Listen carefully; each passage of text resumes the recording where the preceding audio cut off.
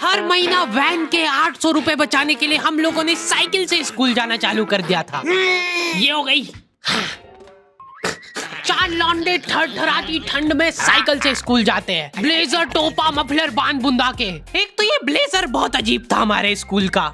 2 जेब थी हमारे ब्लेजर में और 2 ही अंदर की साइड थी। हमारे स्कूल वालों को लगा कि बाहर जेब का क्या ही यूज हो सकता है, इसलिए उन लोगों ने बाहर जेब ही नहीं दी। क्या करूं मैं इस जेब का? ठंडी लग रही है तो हाथ अंदर वाली जेब में ही डाल के चलना पड़ता था। कोनी से साइकिल चला के आते थे हम लोग स्कूल। सबको ऐसा लगता था कि हम लोग अपाहिज हैं। और फिर एकदम से हम लोग हाथ बाहर निकाल लेते थे।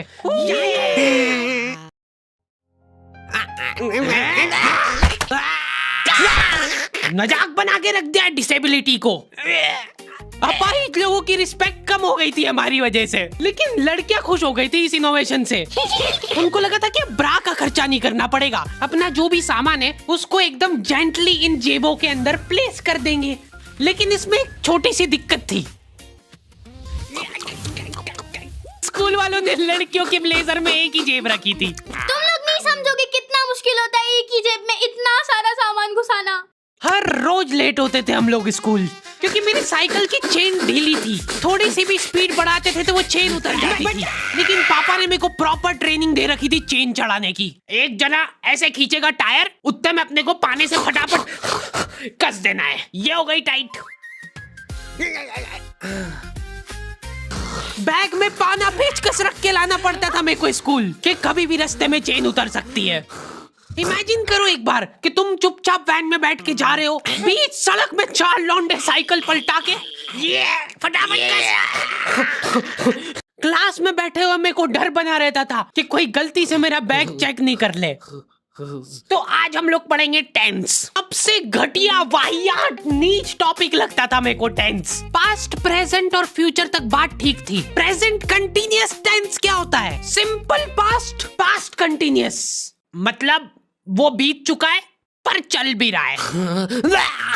क्या है ये? कितना भी समझ लो इस टॉपिक को, एग्जाम में जाके तुमको अंदाजे से ही सेंटेंस चूज करना पड़ेंगे कि ये सुनने में अच्छा लग रहा है तो यही होगा सही। एग्जाम में इन्विजिलेटर हमको क्वेश्चन पेपर पे कुछ नहीं लिखने देता था। इनको ऐसा लगता था कि हम लोग क्वेश्चन पेपर पे आंसर लिख लिख के चीटिंग करेंगे। लेकिन हमारी क्लास के बच्चे एडवांस हो गए थे, ये पूरी की पूरी आंसर शीट एक्सचेंज कर लेते थे कि तू लिख के दे, को आता है तो। बोर्ड एग्जाम थी यार हमारी, और हमारे स्कूल वाले बोर्ड एग्जाम को बहुत सीरियसली लेते थे। अलकायदा टाइप ट्रेनिंग मिली थी हम लोगों को। एग्जाम देते हुए कहीं से भी बॉम्ब गिर सकता है, लेकिन तुम्हारे हाथ नहीं रुकना चाहिए, चाहे तुमको क्वेश्चन आता हो या ना, कुछ न कुछ लिख के ही आना है। हमारा एक ही मकसद होना चाहिए, आंसर शीट भरना। नहीं आए तो भी कुछ भी लिख के आ जाओ। मेरे को ये नहीं समझ आता कि मैं कुछ भी कैसे लिख के आ जाऊं, मेरे को आता ही नहीं है, क्या लिखूं मैं? एक तो हमको इतना डरा धमका के भेजा गया था ना सेंटर पे, मैं नर्वसनेस में जाके अपना नाम भूल गया वहां पे। इन्विजिलेटर ने नाम पूछा, मैं सोच रहा हूँ क्या हो सकता है। बेटा नाम तुम्हारा। 2 मिनट। हाँ हेलो मम्मी, मेरा नाम क्या है? बोर्ड एग्जाम के नाम पे इतना डरा दिया था ना स्कूल वालों ने हमको, अच्छों का मुंह निकल जाता है टट्टी के साथ मिक्स होके। तुम लोगों का एक सेंटर आएगा जिसके चारों तरफ सैनिक तैनात रहेंगे। बिना एडमिट कार्ड के वहाँ पे आसपास भी भटकते हुए मत दिख जाना, जिंदा जला देंगे वो लोग। और अगर चीटिंग करते हुए पकड़ा गए तो ना तो तुम हमको जानते हो ना हम तुमको जानते हैं। हम लोग एग्जाम वाले दिन सेंटर पहुंचे तो बच्चों से ज्यादा सिक्योरिटी थी वहाँ पे। आज तक इतनी सिक्योरिटी मैंने एयरपोर्ट पे भी नहीं देखी थी। आर्मी वगैरह खड़ी थी वहाँ पे टैंक लेके। वो सिक्योरिटी वाले एक एक रबड़ का रैपर निकाल के देख रहे थे कि उसके पीछे तो नहीं लिख के लाया कुछ। क्या लिख लूंगा मैं इतनी सी जगह में? लिख भी लिया तो मेरे को ही समझ नहीं आएगा कि क्या लिखा है। कुछ चीजों का मेरे को लॉजिक ही समझ नहीं आया था कि तुम नंबर वाली घड़ी पहन के नहीं जा सकते हो, पहनना है तो कांटे वाली पहनो। उनको शायद शक हो गया था कि ये सारे लोग एक साथ कोऑर्डिनेशन करके बम नहीं फोड़ दे। उधर एक बच्चे की घड़ी का अलार्म बज गया और वो बजता भी बॉम्ब के टाइमर जैसा है। अलकायदा जिंदाबाद। जिस पाउच में तुम सामान ला रहे हो वो भी ट्रांसपेरेंट होना चाहिए। मेरे बैग में से इनको पाने पेचकस मिले थे, क्या जवाब दूं मैं इसका कि क्या यूज में आते हैं ये? उनको वहाँ पे डेमो करके बताना पड़ा कि ये यूज में आता है ये सब आइटम। फिर बाकी बच्चों ने भी कंफर्म करा कि हाँ देखा तो है हमने इनको रास्ते में ये हरकत करते हुए। ये सब देख के उन्होंने मेरे पाने पेचकस तो हाथों हाथ नाली में फेंक दिए थे। हमारे एक साथी की जेब में से ड्रग्स बरामद हो गए थे। अरे ड्रग्स नहीं है, ये इनहेलर है। इसको ऐसे सूंघते हैं, नाक बंद होती है तो नाक खोलने के बाद भी अगर तुम इनहेलर को पूरी ताकत से सूंघते हो, आंखें दिमाग में ठंडक हो जाएगी तुम्हारे। वो बच्चे नहीं होते जो पूरा साल टाइम पास करते और एग्जाम के एक दिन पहले पढ़ के एग्जाम देने आ जाते हैं। वो बनने की मैं कोशिश ही कर पाया था। सिर्फ मैंने सोचा था आखिरी रात मेरी है, रात भर मैं पूरा सिलेबस चाट जाऊंगा, पर मैं एग्जाम के एक दिन पहले ही बीमार पड़ गया। सर्दी हो गई मेरे को, तो मैंने सोचा ठीक है अभी थोड़ा रेस्ट करते, सुबह उठ के पढ़ाई करेंगे।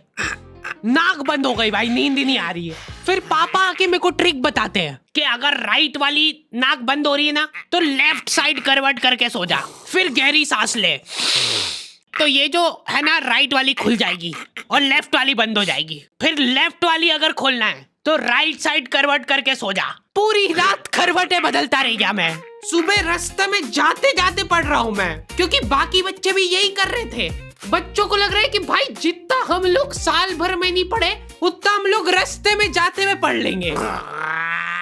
रास्ते में ऐसे कॉपियां लेके घूम रहे जैसे इनसे ज्यादा पढ़ाकू कोई हो ही ना। सुबह हम सब लोग सेंटर लेट पहुंचे क्योंकि साइकिल की चेन उतर गई थी, तो रास्ते में वो कर रहे थे। और क्वेश्चन पेपर भी लेट हो गया था उस दिन। क्वेश्चन पेपर Z+ सिक्योरिटी के साथ आता था। 10 बॉडीगार्ड लेके आते थे एक जरा सा पार्सल।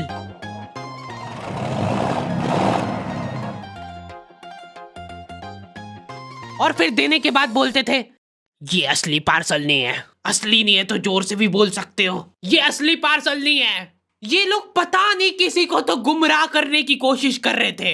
इनको डाउट था कि इतनी सिक्योरिटी के बाद भी कोई पेपर चोरी कर लेगा, तो ये लोग इतनी सिक्योरिटी में नकली पेपर लेके आए। असली पेपर तो एक और बॉडीगार्ड नाले में तैरता हुआ लेके आ रहा है। ये पाने पेचकस किसने डाले नाली में? ये लो। मजाक कर रहे थे हम तो, यही है असली क्वेश्चन पेपर। जाओ बांट दो फटाफट।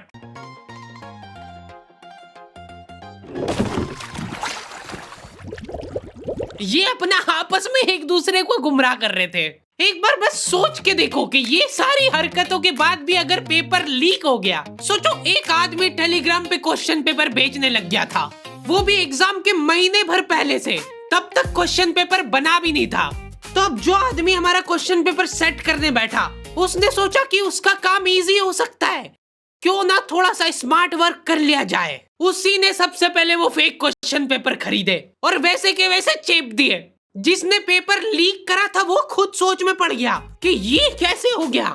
एग्जाम खत्म होने के बाद इन्विजिलेटर को बहुत मजा आता भाई कॉपियां छीनने में। एक सेकंड भी किसी को ज्यादा नहीं मिलना चाहिए। बस एक बार टाइम ओवर होने के बाद कैसे लिखा तूने? एक बच्चे ने खुद से कॉपी दे दी तो इनको डिसरिस्पेक्टफुल महसूस हो गया था। उसको वापस से कॉपी दे दी कि लिख ले थोड़ी देर और। जैसे लिखने लगा वापस छीन ली। ओके, तो दी एंड हो चुका है। पिछली बार मैंने तुम लोगों को 2.5 लाख लाइक का एम दिया था, जो कि तुम लोगों ने बहुत आसानी से कर दिए थे। तो इस बार एम रखते 3.5 लाख लाइक्स का। जैसे तुम लोग 3.5 लाख लाइक का एम कंप्लीट करोगे, अगला एपिसोड में सीधा अपलोड कर दूंगा। मिलते हैं नेक्स्ट वीडियो में।